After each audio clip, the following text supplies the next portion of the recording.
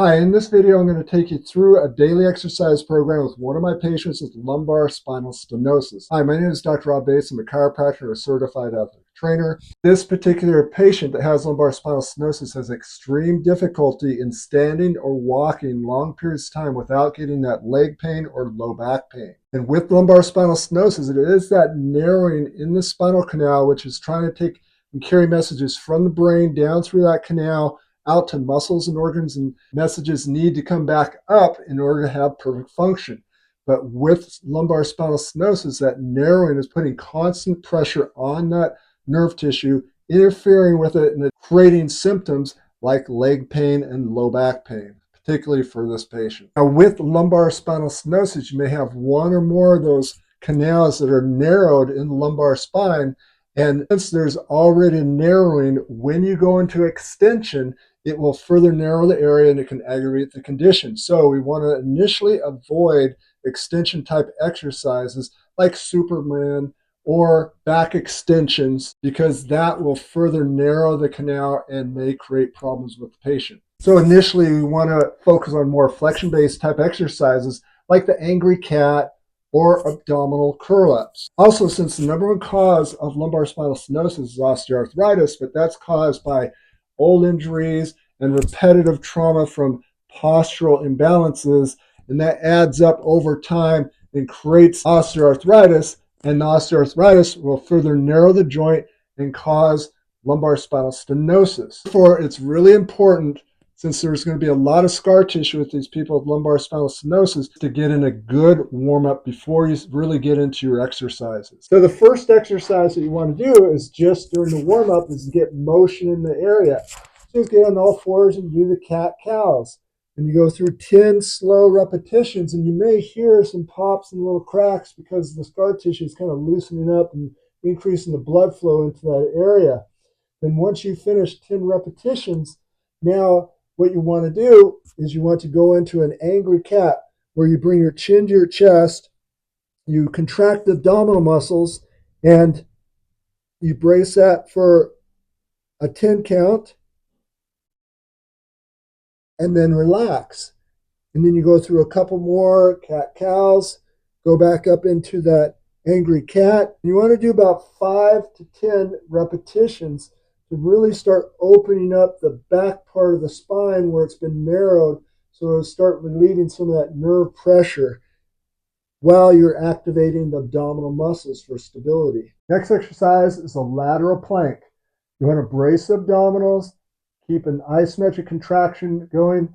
It really helps educate to stiffen up the spine to prevent any micro motion in that spine, because people with lumbar spinal stenosis are going to have more osteoarthritis in that area, to where it's going to be easier for it to slip and irritate and aggravate the lumbar spinal stenosis.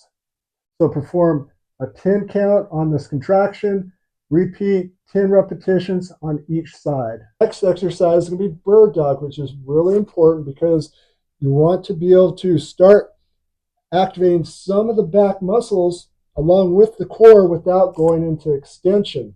Also, it has an anti-rotational factor to it. So it's real important that when you start off doing bird dogs, you want to not overextend your back, your low back, because of course we're trying to avoid the extension initially. So you get on all fours, you brace abdominals, you lead with your heel, so your toe will be pointing down. You don't want to extend too far up, you keep it parallel or a little lower. You make a fist with the opposite hand, reach out, and it's as if you're trying to extend out through your wrist and through your heel while you're bracing. So you actually get a little bit of stretch in there. You hold for a 10 count, and then relax. Try to keep the torso still. No rotation. Keep it braced for a 10 count. And you want to do 5 repetitions on each side and repeat that twice. Next exercise is abdominal curl-ups. So you want to be able to brace your abdominals, flatten out the lumbar spine, make a fist, reach towards your feet, curl up slightly, really brace this area. You're going to hold for a 10 count. And then you're going to relax and then repeat this 10 repetitions. By performing these type of core movements, you're definitely going to heat up those muscles. You're going to strengthen, stabilize around the spine, prevent all that micro slippage, and you'll be able to move around your day better without pain. Now, with people with lumbar spinal stenosis, it's going to be real important to release the pelvis so you can free up the SI joints along with the lumbar spine to bring it more in a better alignment. So what you're going to do, bring your knees up. You're going to place one hand in the front of your knee below the knee joint, the other one on the thigh above the knee, and you're going to resist this motion as if you're walking, and then you switch sides. You resist it, and then you switch, and you resist, and you try to do switch. You go ahead and try to do 2 to 5 repetitions each side. Bring your feet together, and then you put this yoga block in between. You're going to brace your abdominals and really squeeze your knees together. Relax. Squeeze those knees together. You're going to feel this, maybe a pop right at the pubic bone or in the SI joint, or maybe feel some of the lumbar spine shift a little bit. Just releasing those areas. So you do about 2 to 5 contractions so you release the pelvis. Once you release the pelvis, now what you want to do is you want to do one-legged glute bridge, but it's really just to free up the SI joint again. So you want to extend one leg out, bring your toe up on the other leg so your heel's digging into the ground. You want to lift, extend up, so you're going to be extending on this glute while you're keeping the other side flat on the floor. And all you want to do is get motion in that joint. You may feel it right in the SI joint and the low back. I'm going to do about 5 repetitions. And on this, you may actually hear little pops and cracks in that low back and SI joint. Switch side. And extend up from that hip while keeping the other glute down on the ground. 5 repetitions. If any of these exercises create any type of pain, make sure you just go ahead and stop them. And if you're not sure if it's right for you, check with your healthcare provider. Next exercise is going to be the glute bridge. You just want to bring your toes up, brace abdominals, make sure you don't arch your back. You want to contract the glutes and just come up, and you want to just hold for a moment and down, hold for a moment and down. You want to perform 20 repetitions as you're doing this. The most common error is when people extend way too much and then they start irritating that low back and those symptoms of lumbar spinal stenosis. Next exercise is going to be 90-90s. All we're doing is you're going to get 90 degrees from the hip and the knee, and you're just going to rotate from side to side. You lean back on your palms, your hands, and you go side to side, about 10 repetitions each side, because people with lumbar spinal stenosis are always going to have these hips. They're going to be really stuck on internal, external rotation. So you want to work on providing increase in the range of motion of the hips while you're stabilizing the spine. Next exercise, we want to do pancakes with the good mornings, and we do some nerve flossing in here on the sciatic nerve. So you're going to brace abdominals, and you don't want to curl your back too much. Just want to stay a flat back, interlace your fingers behind your neck, elbows out, and you want to come down to where it's comfortable, your range of motion. And you want to just go ahead and take about 5 repetitions of these good mornings. And then after you do 5, you just go ahead and start pumping the ankles, bending the knees what you can. That'll start flossing the sciatic nerve from the bottom of your foot all the way up into the low back.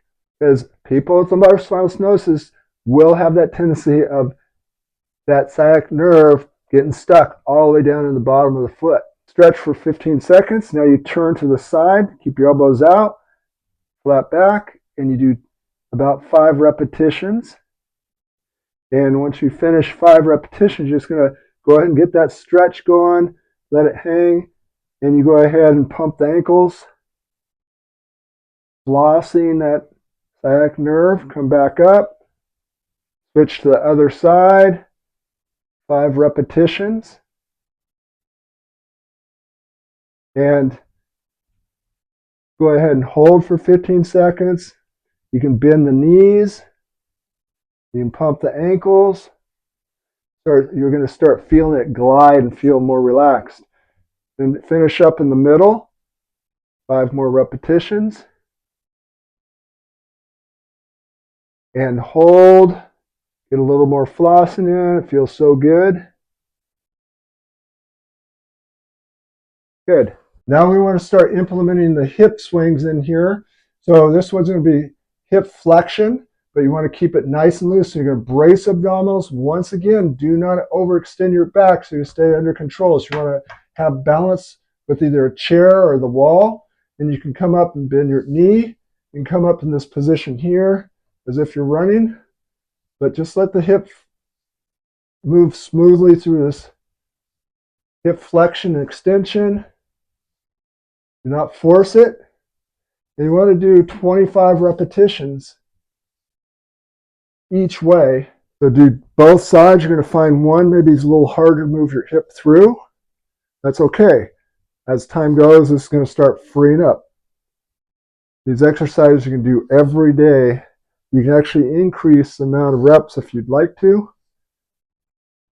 But that's why we start off with this particular patient. We want to start off with body weight exercises and work the motion and stability until eventually we start working in more advanced exercises and adding weight to it. Next exercise is going to be just a lateral leg raises. So you grab your chair or the wall, you open up your hip, and you just come in here. Keep it braced, don't arch your back. You want to do 25 of these. And once again, you can increase repetitions. Then you want to switch sides. Nice and smooth. Don't force it. You want to lunge forward. You want to keep the back knee straight. And within this, you want to be able to, if you don't have good balance, go ahead and use the chair or the wall. And you just want to pump the ankle. So you're going to be coming up, pumping the ankle, keeping that, important to keep that back knee straight. You can reach up over to get further stretch through this area. But we're just getting motion. You're going to feel it really moving. And actually, you're going to feel it maybe in the ankle cap, but then you're going to feel it in the front of your hip. And you want to perform 25 repetitions each side. It's real important to keep that back knee straight. And you're going to feel it more in the hip when you do that. But you're actually flossing from the bottom of your foot all the way up into through the leg. And if you don't want to use the wall, feel free. If you want to bring both arms up, lean to the side, that's fine also. 25 each side. Now you want to lunge with good morning. So hold your shoulder blades together. Don't arch back, but keep your abdominals braced. Hinge forward. So you're hinging forward, and you're going to perform 25 of these good mornings in this lunge position. You really feel it stretch through that glute of the bent side. So the key is really able to hip hinge is what we're trying to do. Don't get into where you're curling the back and bending. That's bad mechanics. It's going to make the stenosis worse over time. So we're going to keep that neutral position, keep the hip hinge. So your body's getting programmed to hip hinge when it starts bending. That's good mechanics. You're using the big, powerful glute muscles in order to make that bend, and if you're lifting objects off the floor. Next is going to be good mornings, to where you're going to go ahead and get right about the hips width apart. Brace abdominals, hinge from the hips again. Bring those shoulder blades tight, and you're going to just hinge forward. Feel that hip hinge in here. Or perform 25 good mornings. Keep the knees nice and loose and relaxed where they're not straight. Next exercise is the eccentric neck, because people with lumbar spinal stenosis have that tendency to have that hunchy forward head posture. And with this particular patient, that was the case. So we applied this exercise in, so you want to go ahead and get in a neutral, strong posture. You want to contract the glutes, abdominal muscles. You want to interlace your fingers, put them on your forehead, elbows out. And then you want to bring your chin to your chest. You want to resist the motion coming back up into extension. And then you want to go to the back of your head, elbows out, and resist the motion coming down to your chest. Keep everything very quiet through your torso. The neck is the only thing should be moving. You want to perform 10 repetitions each way to help reset that head back over center. Next exercise is trunk rotation. So make a fist and just brace abdominals, but go ahead and rotate from side to side. You're going to do 25 repetitions because people with lumbar spinal stenosis, like I say, get stuck in that hunchy posture. So you want to free up the range of motion, get that mid back freed up so the whole spine starts becoming more pliable. If you're a person who has trouble walking because of the pain from lumbar spinal stenosis, and you want to learn how to walk without pain again, then check out this video right here. If you're new to my channel, if you want more home-based exercise programs, then please subscribe right here. We really appreciate serving you. Keep spreading the word, and we'll look forward to seeing you in our next video.